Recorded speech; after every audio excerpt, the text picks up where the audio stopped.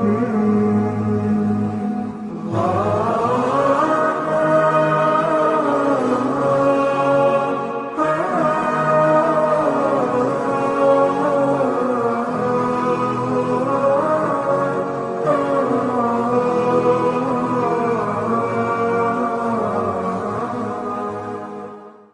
حول ولا قوة إلا بالله العلي العظيم أعوذ بالله من الشيطان الرجيم بسم الله الرحمن الرحيم الحمد لله الذي هدانا لهذا وما كنا لنهتدي لولا أن هدانا الله لقد جاءت رسل ربنا بالحق والصلاة والسلام على رسول الثقلين محبوب رب المغربين والمشرقين جد الحسن والحسين أبي القاسم محمد وطيبين الطاهرين المعصومين ولعنة الله على أعدائهم أجمعين من الآن إلى قيام يوم الدين أما بعد فقد قال الله سبحانه تبارك وتعالى في كتابه المجيد والفرقان الحميد بسم الله الرحمن الرحيم لو أنزلنا هذا القرآن على جبل لرأيته خاشعا متصدعا من خشية الله وتلك الأمثال نضربها للناس لعلكم يتفكرون صدق الله العلي العظيم وصدق الله المرسلين والحمد لله رب العالمين. سامعین کرام، السلام علیکم جمیعا ورحمۃ اللہ وبرکاتہ. الحمدللہ آج گزشتہ شب آپ نے اعمال شب قدر کیے ہوں گے. آپ دعاؤں میں، نمازوں میں، تلاوت کلام پاک میں، دیگر اذکار میں انتہائی مصروف رہے ہوں گے. یقیناً اللہ نے آپ کی ان دعاؤں کو بھی قبول کرنا ہے، ان عبادتوں کو بھی شرف قبولیت دینا ہے، اور آپ کی عبادتوں اور ریاضتوں کو بھی شرف قبولیت دینا ہے، اور اس کے عوض میں آپ کی ہر دعا کو قبول کرنا ہے، آپ کے بچوں کو سلامتی دینی ہے، آپ کے رزق میں خیر و برکت اور آپ کے مرحومین کی مغفرت.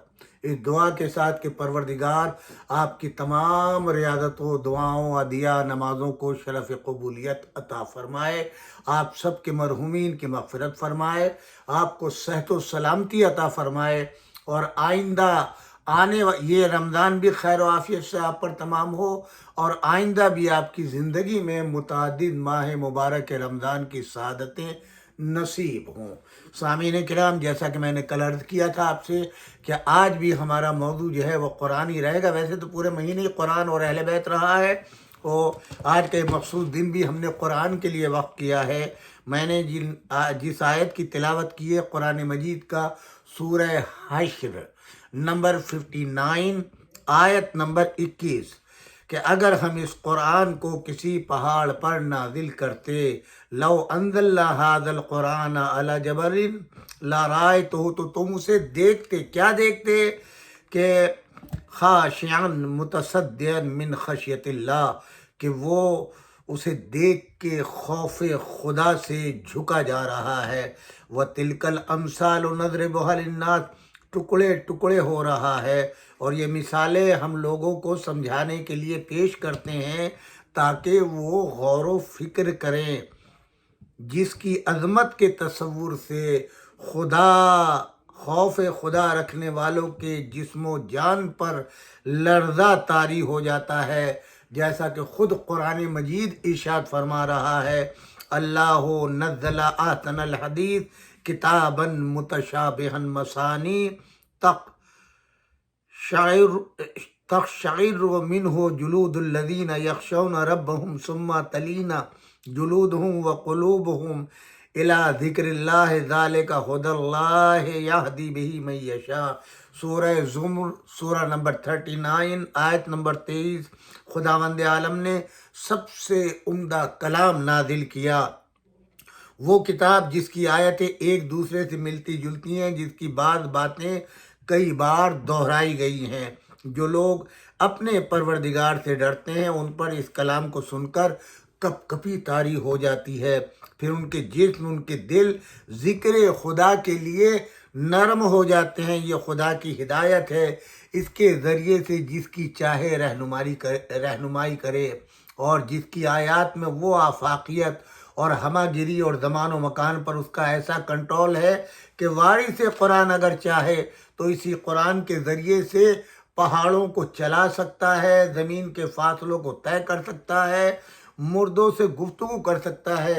یہ بھی قرآن مجید کی آیت ہے، وَلَوْ أَنَّ قُرْآنًا سُيِّرَتْ بِهِ الْجِبَالُ أَوْ قُطِعَتْ بِهِ الْأَرْضُ أَوْ كُلِّمَ بِهِ الْمَوْتَى بَلْ لِلَّهِ الْأَمْرُ جَمِيعًا۔ سورہ رعد، سورہ نمبر 13، آیت نمبر 31۔ اگر وہ قرآن جس کے ذریعے سے پہاڑ کو چلایا جا سکتا ہے، یا اس کے ذریعے سے زمین کی مسافت طے کی جا سکتی ہے، یا مردوں سے گفتگو کی جا سکتی ہے، بلکہ ہر معاملے کا اختیار ہی اللہ کو ہے۔ اور اس آیت میں حرف لو کا جواب محذوف ہے، وہ جواب کہ لکان ھذا القرآن ہے۔ اس لحاظ سے آیت کا مطلب یہ ہوا اگر کوئی قرآن ایسا ہے جس کے ذریعے پہاڑوں کو چلایا جا سکے، یا زمین کی مسافت کو طے کیا جائے، یا مردوں سے گفتگو کی جائے، تو وہ یہی قرآن ہے۔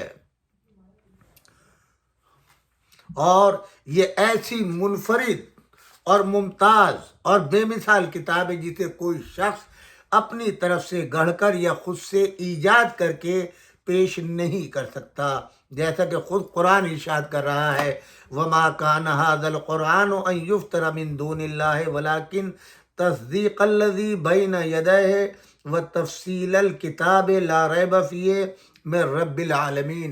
سورہ یونس، آیت نمبر 10، سورہ نمبر 10، آیت نمبر 37۔ یہ قرآن ایسا نہیں ہے کہ خدا کے سوا کوئی اسے اپنی طرف سے گڑھ کر پیش کر دے، بلکہ یہ اس کے قبل کی جو کتابیں اس کے سامنے موجود ہیں ان کی تصدیق اور کتاب الہی کی تفصیل ہے، جس میں کوئی شک نہیں ہے کہ یہ سارے جہانوں کے پروردگار کی طرف سے ہے۔ یہ وہ کتاب ہے جو صاحب علم و حکمت خداوند عالم کی طرف سے حضرت محمد مصطفیٰ صلی اللہ علیہ وآلہ وسلم کو عطا کی گئی ہے۔ وَإِنَّكَ لَتُلَقَّى الْقُرْآنَ مِن لَدُنْ حَكِيمٍ عَلِيمٍ۔ سورہ نمل، سورہ نمبر 27، آیت نمبر 6۔ تم کو تو اے رسول یہ قرآن ایک صاحب حکمت و دانش خداوند پروردگار کی طرف سے عطا کیا جاتا ہے۔ جو لوگ یہ پیغمبر اسلام صلی اللہ علیہ وآلہ وسلم پر الزام لگاتے تھے کہ نعوذ باللہ انہوں نے یہ کتاب خود اپنی طرف سے لکھ دی اور خداوند عالم کی جانب منسوب کرتی ہے، ان کو بھی پروردگار عالم نے لاجواب کیا، اور پوری کتاب کا جواب لانے سے عاجز رہنے والوں سے کہا گیا۔ یہ میں نے کل آپ کو 3 حوالے دیے تھے کہ اللہ نے پہلے یہ کہا کہ تم جو ہے پوری کتاب کا جواب لے آؤ، وہ عاجز تھے۔ پھر اللہ نے اور مختصر کیا، کہا 10 سوروں کا جواب لے آؤ، وہ عاجز تھے۔ پھر اس کے بعد میں اور مختصر کر کے کہا کہ تم اس کے مقابل ایک چھوٹے سے سورے کا جواب لے کر کے آ جاؤ، جن و انس جو تمہاری مدد کریں وہ سب مل کے جمع ہو جائیں، پورا قرآن کا جواب نہیں لا سکتے، 10 سوروں کا نہیں لا سکتے، چھوٹے سے سورے کا جواب لے آؤ، مگر عاجز ہیں، نہیں کر سکتے، نہیں لا سکتے۔ کیوں؟ یہ کلام الہی ہے۔ آگے بڑھ کر ان لوگوں نے یہ اعلان بھی کر دیا کہ تم لوگ یہ سمجھتے ہو کہ یہ کتاب من گھڑت ہے، ایک انسان نے اسے خود سے مرتب کر کے پیش کر دیا ہے، تو تم بھی انسان ہو، صاحب زبان ہو، اپنی کتاب پر تمہیں بہت ناز ہے، تم کے اس کے جیسا ایک چھوٹا سا سورہ لے آؤ۔ یہ قادر نہیں نظر لا سکتے، ان میں کوئی بھی اس بات کے اوپر قادر نہیں ہے۔ اور اب رسول اللہ صلی اللہ علیہ وآلہ وسلم نے قرآن کو لاوارث نہیں چھوڑا، یہ ذمہ داری تھی رسول کی کہ جب ان پر قرآن نازل ہوا ہے، شریعت ان کو دی ہے، نبوت ان کو دی ہے، دین ان کو دیا ہے، بانی شریعت وہ ہیں، تو ان کی یہ مکمل ذمہ داری تھی بحیثیت رسول کے، بحیثیت نبی کے، جبکہ ان کو یہ اللہ نے بتا دیا ہے کہ تم آخری نبی ہو، تمہارے بعد ختم نبوت ہے، آخری مہر تمہارے نام پر ختم نبوت کی لگا دی گئی ہے، اب تمہارے بعد کوئی نبی آنے والا نہیں ہے۔ تو اس نبی کے لیے ضروری تھا کہ وہ اس قرآن کا محافظ، جس صورت سے نازل ہوا ہے، جس صورت سے رسول اللہ نے امت کو دیا ہے، ویسے ہی اس کی حفاظت کرے۔ ویسے تو اللہ خود حفاظت کرنے والا ہے، اس کلام میں کوئی رد و بدل نہیں کر سکتا، مگر پھر بھی قرآن مجید خود کہتا ہے کہ ثم اورثنا الکتاب الذین اصطفینا من عبادنا فمنهم ظالم لنفسه ومنهم مقتصد ومنهم سابق بالخیرات باذن اللہ ذلک هو الفضل الکبیر۔ سورہ فاطر سورہ نمبر 35 آیت نمبر 32۔ ہم نے کتاب کا وارث ان لوگوں کو بنایا ہے، غیروں کو نہیں، ان لوگوں کو بنایا ہے جس نے ہم نے اپنے بندوں میں سے منتخب قرار دیا ہے۔ وارث قرآن بھی اللہ نے خود منتخب کیا ہے، کیونکہ بندوں میں سے کچھ تو اپنی ذات کے ساتھ ناانصافی کرتے ہیں، کچھ درمیانی راہ پر ہیں، ان میں سے کچھ وہ ہیں جو خدا کے اذن سے نیکیوں کی طرف سبقت لے جانے والے ہیں۔ یہ تو خدا کا بہت بڑا فضل ہے، اور پروردگار نے اپنی کتاب کا وارث انہی ہستیوں کو بنایا ہے جو ہر رجس سے، ہر عیب سے، ہر برائی سے پاک ہیں۔ اگر قرآن کے لیے یہ ہے کہ قرآن مجید جو ہے وہ لا ریب فی، اس میں کوئی کمی کوئی زیادتی نہیں ہے، تو ان کے لیے بھی ہر نقص ہر عیب سے منزہ ہونا ضروری ہے۔ اس لوح محفوظ کا مطالعہ وہ کر سکیں کہ جہاں پر یہ قرآن اصل لکھا گیا، اور ان تک رسائی سوائے کسی معصوم ہستی کے ممکن نہیں۔ لوح محفوظ ہی وہ کتاب مکنون ہے جس کے اندر خود قرآن مجید یہ ارشاد فرما رہا ہے، انہ لقرآن کریم فی کتاب مکنون لا یمسہ الا المطہرون۔ سورہ واقعہ سورہ نمبر 56 آیت نمبر 77 78 79۔ بے شک یہ بڑے مرتبے والا قرآن ہے جو لوح محفوظ میں لکھا ہوا ہے، اس کو سوائے پاک و پاکیزہ لوگوں کے کوئی چھو نہیں سکتا، اور پاک و پاکیزہ خاصان خدا سوائے اہل بیت اطہار علیہم السلام کے اور کوئی نہیں، جو لوح محفوظ کا مطالعہ بھی کرتے ہیں اور جو قرآن مجید کے ہر ظاہر و باطن تک رسائی بھی رکھتے ہیں۔ انہی کے گرامی قدر ارشادات کو جو ہے وہ جمع کیا ہے ہمارے علماء نے، اور دنیا کے سامنے جو ہے وہ پیش کیا ہے۔ سامعین کرام، آپ کی خدمت میں یہ عرض کرتا چلوں، یہ قرآن مجید کوئی معمولی کتاب نہیں ہے، یہ صبح قیامت تک انسان کی ہدایت کرتی رہی ہے اور کرتی رہے گی۔ قرآن مجید کلام خداوندی اور اللہ کا آخری پیغام ہے۔ قرآن آئین زندگی ہے، قرآن دستور بندگی ہے۔ ولا رطب ولا یابس الا فی کتاب مبین۔ سورہ انعام سورہ نمبر 6 آیت نمبر 59۔ کتاب مبین میں ہر خشک و تر موجود ہے، مگر اس کے لیے دانش و بینش کا اعلیٰ معیار درکار ہے۔ ارشاد باری ہے، ما فرطنا فی الکتاب من شیء۔ سورہ انعام سورہ نمبر 6 آیت نمبر 38۔ ہم نے اس کتاب میں کسی شے کو نظر انداز نہیں کیا ہے، اسی لیے اس میں زندگی کے ہر گوشے اور حیات کے ہر شعبے کی جانب رہنمائی موجود ہے۔ قرآن میں کہیں اجمال ہے تو کہیں تفصیل، کہیں توضیح و تشریح ہے تو کہیں اشارات و کنایات۔ بہر طور یہ کتاب بنی آدم کے لیے ایک ایسا منشور ہے جو ہر اعتبار سے مکمل بھی ہے، منظم بھی ہے۔ یہ کتاب لا ریب بھی ہے، بے عیب بھی ہے، برہان بھی ہے، فرقان بھی ہے۔ اس میں واقعات و احوال بھی ہیں اور قصص و امثال بھی ہیں، اس میں اصول و قوانین بھی ہیں اور احکام و فرامین بھی ہے۔ قرآن سے پہلے جتنی کتابیں نازل ہوئیں وہ تغیر و تبدل کے سبب تحریف کا شکار ہو گئیں۔ آج اصل توریت آپ کو نہیں ملے گی، اصل انجیل آپ کو نہیں ملے گی۔ آپ دیکھ لیں، ان اقوام کا حال بھی دیکھ لیں، کتاب کا نام رہ گیا ہے، اصل کتاب آپ کو کہیں دیکھنے کو نہیں ملے گی۔ وہ اقوام موجود ہیں ہر ملک میں، ہر شہر میں، ہر قریے میں موجود ہیں، ان سے پوچھیں جو اس کے ماننے والے ہیں، تمہاری کتاب کہاں ہے، دکھاؤ ہمیں۔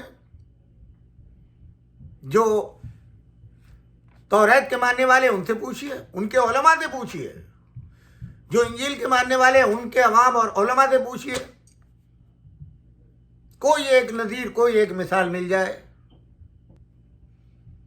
اسی لیے وہ کتاب قابل عمل نہیں رہی۔ اسلام آنے کے بعد، یہ دین و شریعت آنے کے بعد، قرآن کے نازل ہونے کے بعد خداوند عالم نے قرآن مجید کی حفاظت و سیانت کا ایسا انتظام کیا کہ گردش لیل و نہار اور حوادث روزگار بھی اس میں تبدیلی نہیں کر سکے۔ حکومتیں آئیں اجڑ گئیں، اقتدار آئے ختم ہو گئے، ایک سے ایک جابر و ظالم بادشاہ آیا نمٹ گیا۔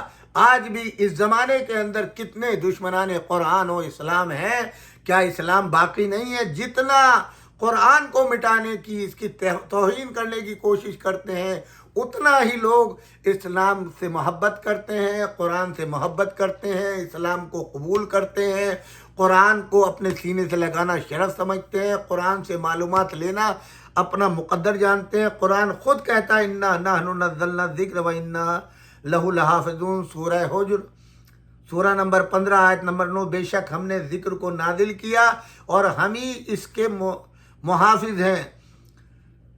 اور لا یاتیہ الباطل من بین یدہ ولا من خلفہ، سورہ فصلت سورہ نمبر 41 آیت نمبر 42، باطل نہ تو اس کے سامنے آ سکتا ہے نہ ہی پیچھے سے۔ نہ یہ آیات اس امر کی شہادت دیتی ہیں کہ زمانہ نزول سے لے کر آج تک اس کتاب کا ایک لفظ جوں کا تو محفوظ ہے، کسی طرح کی کوئی رد و بدل اس میں نہیں ہو سکی، اور دنیا کی کوئی بھی کتاب اس تواتر اور صحت کے ساتھ نہیں پائی جاتی۔ یہ حفاظ کے سینوں میں صحف کے گنجینوں کی شکل میں دنیا کے ہر گوشے اور کائنات کے چپے چپے پر موجود ہے۔ دنیا کی اکثر زبانوں میں اس کا ترجمہ ہو چکا ہے۔ یہ دنیا کی سب سے زیادہ پڑھے جانے والی کتاب ہے۔ عرب کے فصحاء بلاغا جنہیں اپنی زبان پر ناز اور فخر تھا، شاعری جن کی گٹھی میں پڑی تھی، وہ جسے دیوان عرب کہا کرتے تھے، اس قرآنی نص نے ان کے شعری غرور کو خاک میں ملا دیا، ان کی شاعری کی شاعری کو باطل کر دیا ہے، اور انہیں اعتراف کرنا پڑا کہ ما ھذا من کلام البشر، یہ کسی بشر کا کلام نہیں ہو سکتا۔ مشرکین مکہ کی سربراہوردہ شخصیت ولید ابن مغیرہ، اس نے مشہور آیت ان اللہ یامر بالعدل والاحسان، سورہ نحل سورہ نمبر 16 آیت نمبر 90 کو سن کر کہا تھا انا لہو واللہ لحلاوۃ انا علیہ لتلاوۃ انا اعلیٰ مثمر وانا اسفلہ لمغدق وما ہوا بقول البشر۔ خدا کی قسم، یقیناً اس کلام میں شیرینی ہے، بلا شبہ اس میں حسن و خوبی اور شگفتگی ہے، اس کا بالائی حصہ ثمردار اور زیریں حصہ پورا برگ و بار ہے، اور یہ کسی بشر کا کلام نہیں ہو سکتا۔ تاریخ کے ہر دور میں اہل بیت اعظام علیہم السلام کے پاس یہی قرآن جو 2 دفتیوں میں موجود تھا مرکز توجہ رہا، اسی کی توضیح تشریح بیان کرتے رہے۔ پیغمبر اکرم صلی اللہ علیہ وآلہ وسلم کو علامہ البیان کا مصداق بنایا گیا، وہ معلم کتاب و حکمت بن کر تشریف لائے، اسی لیے انہوں نے آیات کی تفسیر و تشریح میں کوئی دقیقہ فروگزاشت نہیں کیا، اور ان کے بعد ائمہ کرام نے اس منصب کو باحسن وجوہ انجام دیا۔ حبر امت مفسر قرآن حضرت عبداللہ ابن عباس فرماتے ہیں ما اخذت من تفسیر القرآن فان علی ابن ابی طالب علیہ السلام، میں نے تفسیر کے ضمن میں جو کچھ حاصل کیا ہے وہ سب علی ابن ابی طالب کا عطا کرتا ہے۔ ابو نعیم نے حلیت المتقین میں مولا علی ابن ابی طالب سے روایت بیان کی ہے، وہ کہتے ہیں ما نزلت آیت الا وقد علمت فی ما نزلت وَإِنَّ نزلت وَإِنَّ رَبِّي وَهَبْ لِي قَلْبًا عقولاً وَلِسَانًا ثُنُولًا، جب بھی کوئی آیت نازل ہوتی تو میرے علم میں ہوتا کہ وہ کس بارے میں نازل ہوئی، کہاں پر نازل ہوئی، بے شک میرے رب نے مجھے فہیم دل اور سوال کرنے والی زبان عطا کی ہے۔ معمر نے ابو طفیل سے روایت کی ہے شہید تو علی یخطب وہو یقول سلونی لا تسألونی ان شیء الا اخبرتکم وسلونی ان کتاب اللہ فواللہ ما من آیت الا وانا اعلم बिलैलिन नज़लत अम नहारिन अम फी साहलिन अम फी जबलिन। वो फरमाते हैं कि मैंने अली इब्न अबी तालिब को खुतबा देते हुए सुना। मुअम्मर इब्न तुफैल कह रहे हैं, वो फरमाते हैं मैंने मुशाहिदा किया कि वो फरमा रहे थे जो पूछना है पूछो, खुदा की कसम मैं तुम्हारे हर सवाल का जवाब दूंगा।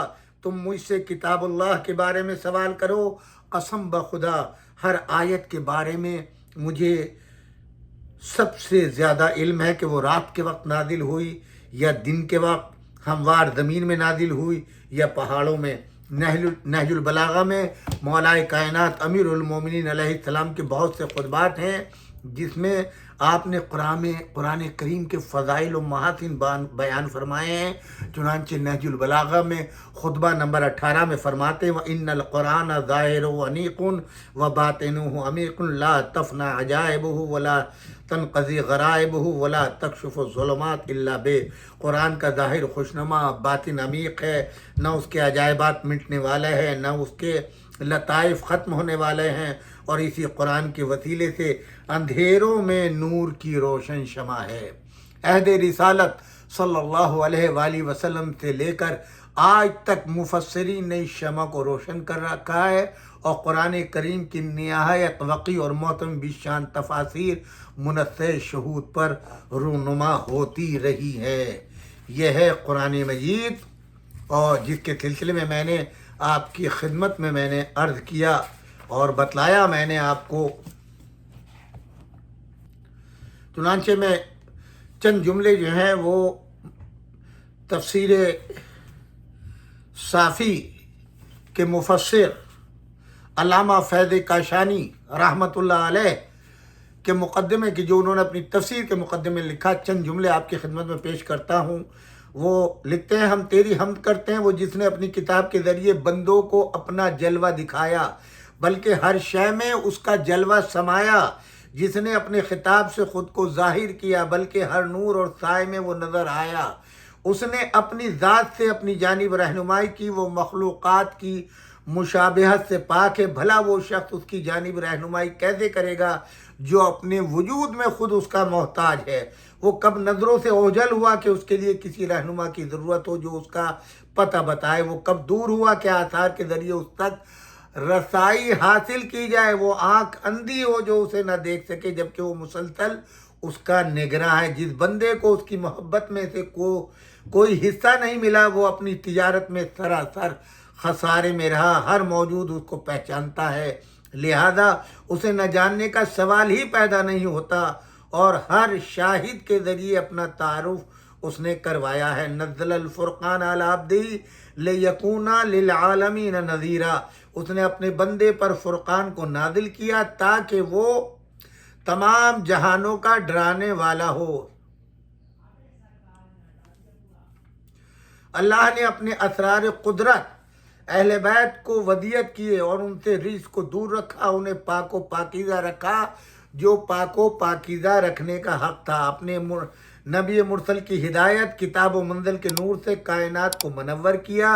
नबी मुरसल की इतरत के ज़रिए किताब मंजिल के राज़ों से पर्दा हटाया और किताब व इतरत को अपने और हमारे दरमियान वसीला बना करार दिया, ताकि उन दोनों से तमस्सुक के सबब हमें गुमराही की घाटी से निकाले, हमारे अयूब को मिटा दे, और उन्हें मुसलसल हमारे दरमियान मौजूद रखा। जिस रस्सी का एक सिरा अल्लाह के हाथ में और दूसरा सिरा हमारे हाथों में है, उनके ज़रिए हम पर एहसान किया और अपने फضل से उन्हें हमारे लिए पसंदीदा करार दिया। और ये दोनों वो गना कद्र वज़नी चीज़ें हैं जिन्हें नबी अकरम सल्लल्लाहु अलैहि वसल्लम ने हमारे दरमियान छोड़ के गए और उन्हें हमारे दरमियान अपना जानशीन करार दिया। फरमाया इन तमस्सक्तुम बिहिमा लन तज़िल्लू बादी।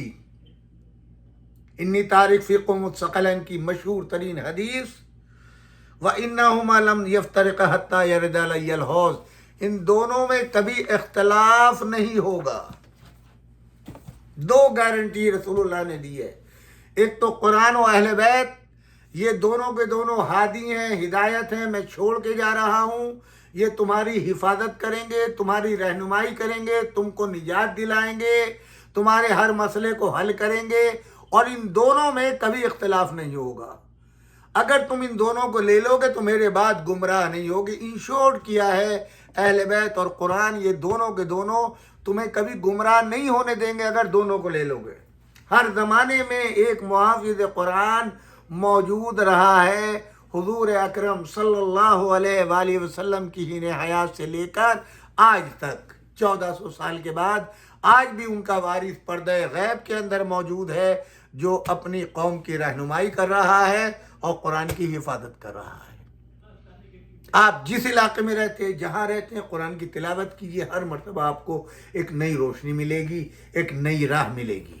افسوس یہ ہے کہ اس امت نے قرآن کو بھی چھوڑا ہے، اہل بیت کو بھی چھوڑا ہے. جس قدر ظلم کر سکتے تھے یہ اپنی نظر میں، انہوں نے قرآن کو ظاہری طور پہ مٹانے کی کوشش کی ہے، باطنی طور پہ بھی مٹانے کی کوشش. ان کا بس چلا تو انہوں نے آگ بھی قرآن کو لگائی ہے، اور قرآن کو انہوں نے نیزے پر بھی بلند کیا ہے. قرآن کو بدلنے کی کوشش بھی کی ہے.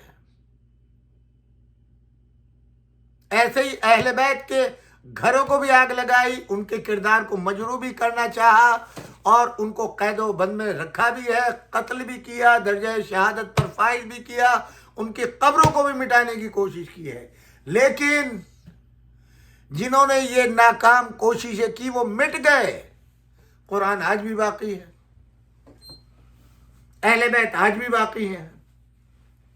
انہیں نے قرآن و اہل بیت میں جدائی کرنا چاہیے. واقعہ کربلا کے بعد شام میں نوک نیزہ پر حسین ابن علی علیہ السلام نے بعد شہادت سر اقدس جب نوک نیزہ پر بلند تھا، تلاوت کلام پاک کر کے اعلان کر دیا، ہم اور قرآن ایک ساتھ ہیں. تم قرآن و اہل بیت میں جدائی نہیں کر سکتے. قرآن ہمارے ساتھ ہے، ہم قرآن کے ساتھ ہیں. افسوس ہے اس امت پر جنہوں نے صرف حفظ کرنا جانا ہے، قرآن کو سمجھنا نہیں جانا. قرآن کو تعویذ گنڈوں کے لیے تو رکھ لیا ہے، بیٹیوں کے جہیز میں دینے کے لیے تو رکھ لیا ہے، مگر قرآن سے کبھی ہدایت نہیں پائی. آپ کے تمام شب و روز قرآن میں موجود ہیں، ہدایت تو لیں.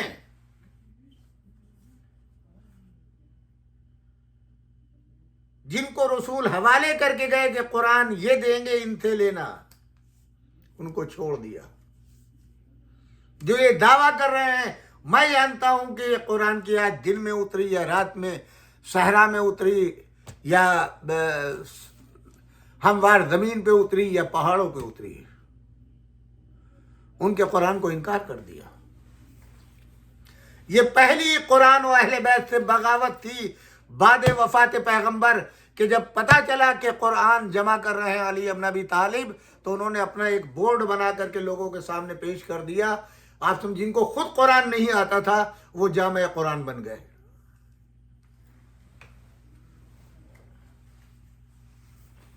جو مزاج قدرت کو جانتے تھے، جو آیات کو پہچانتے تھے، جو لوح محفوظ پہ نظر رکھتے تھے، ان کو چھوڑ دیا. اور جب جب ان خلافتوں پہ وقت پڑا، اسی معلم قرآن کو بلایا، اس نے فیصلہ کیا اور قرآن سے جواب دیا.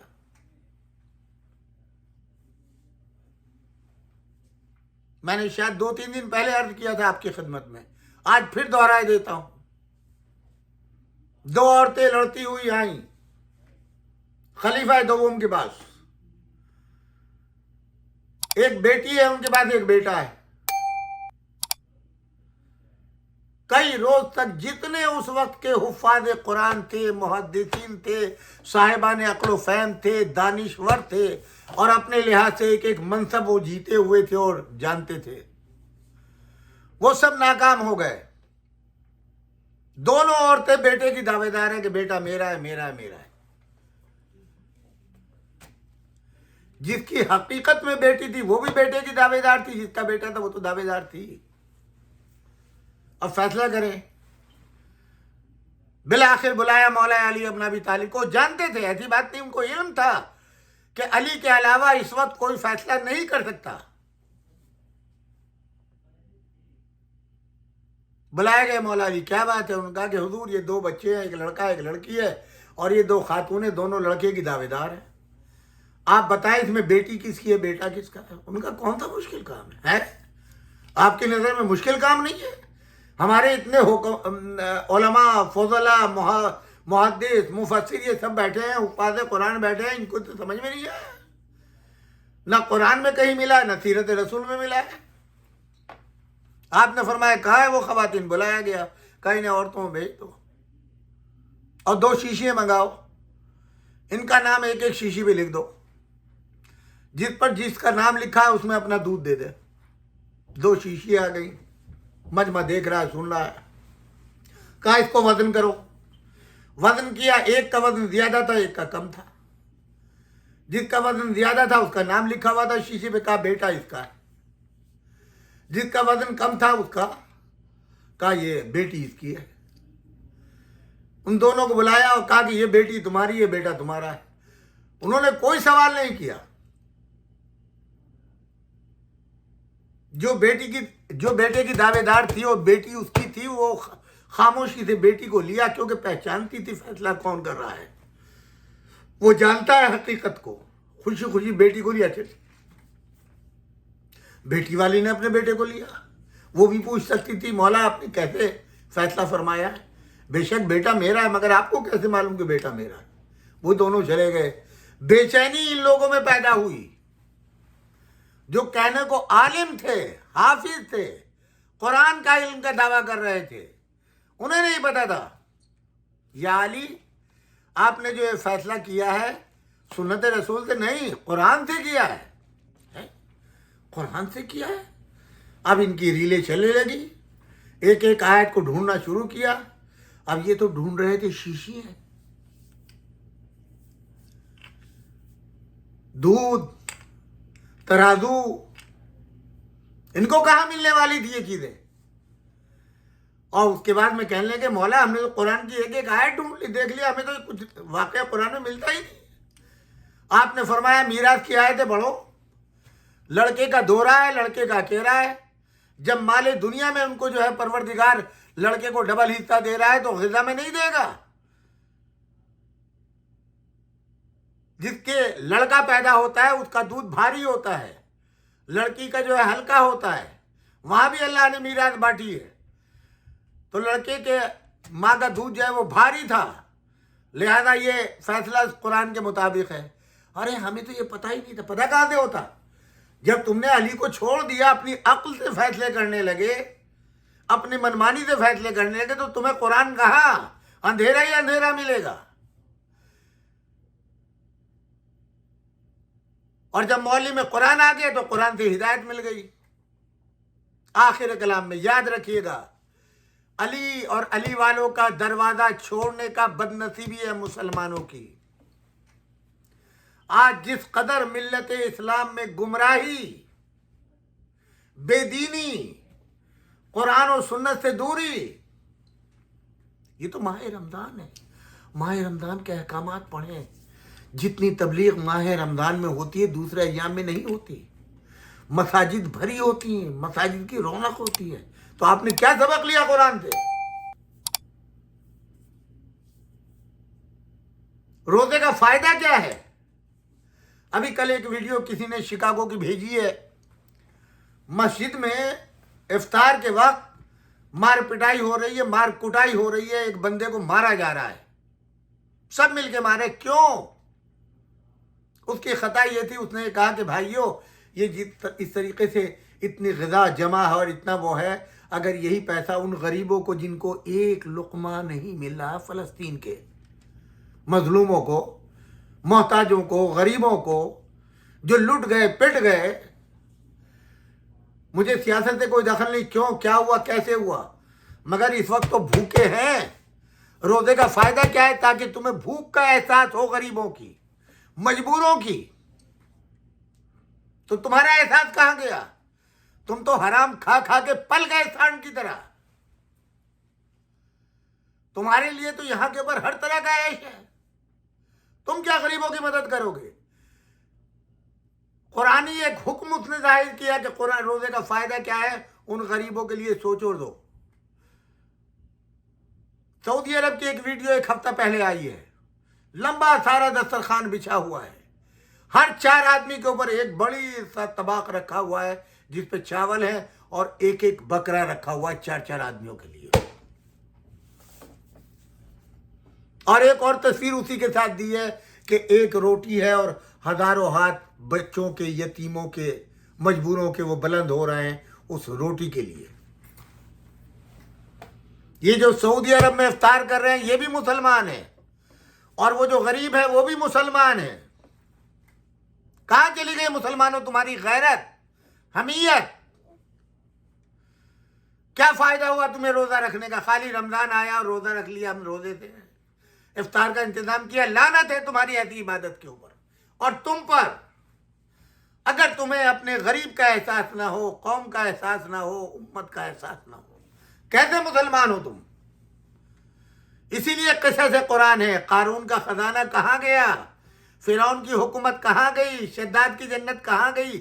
یہ سب واقعات اسی لیے بیان کیے کہ تم عبرت حاصل کرو۔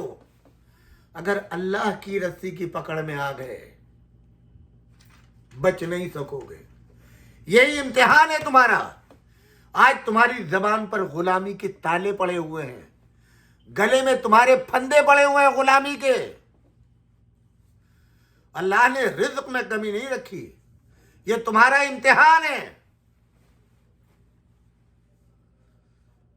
آج کتنے ہیں یہاں کے اوپر جو عیش و عشرت کی زندگی گزار رہے ہیں؟ انڈیا پاکستان میں ان کے عزیز و اقارب نان شبینہ کے بہت سے محتاج ہیں، لباس کے محتاج ہیں، بعضوں کے گھروں پہ چھت نہیں ہے۔ کبھی تمہیں احساس ہوا؟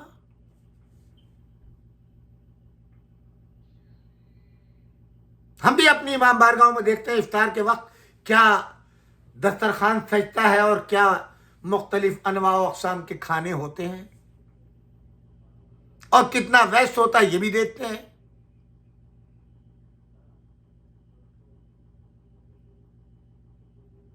کبھی آپ کو احساس ہوا اپنے رشتہ داروں کا جن کو چھوڑ کے پیچھے آ گئے ہو؟ کبھی پلٹ کے دیکھا ہے؟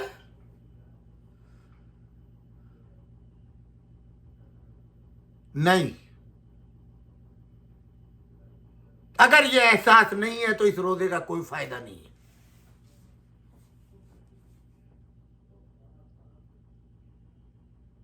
چند ڈالر جو ہے فطرے کے آپ نکالیں گے اور 10 جگہ آپ پوچھیں گے اور اعلان کریں گے، تب ان کو آپ بھیجنے کی کوشش کریں گے۔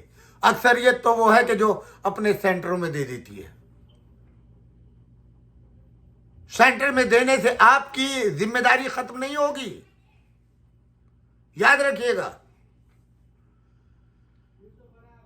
مستحقین کو پہنچائیں جتنا ممکن ہو۔ کیوں؟ اس مہینے کے اندر صدقات، خیرات یہ سب نکال کے مستحقین کو پہنچانا ضمانت اور گارنٹی ہے آپ کی جان کی، آپ کے مال کی حفاظت کی۔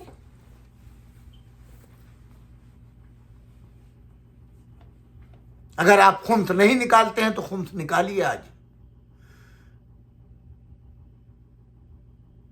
یہ فاطمہ زہرا سلام اللہ علیہ ان کی آل کا حق ہے۔ آپ بڑے نعرے لگاتے ہیں، بڑے جوش و خروش سے ہاتھ بلند کر کے غاصبان فدق کے اوپر جو ہے وہ نعرے لگاتے ہیں اور لعنتیں بھیجتے ہیں، جبکہ خود مال زہرا کے آپ خود غاصب ہیں۔ گریبان میں جھانکیے۔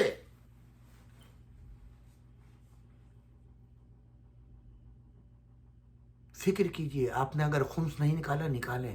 آپ کی ہر عبادت جو ہے وہ ناجائز ہے اگر آپ حق زہرا ادا نہیں کرتے۔ آپ غاصب حق جناب سیدہ ہیں۔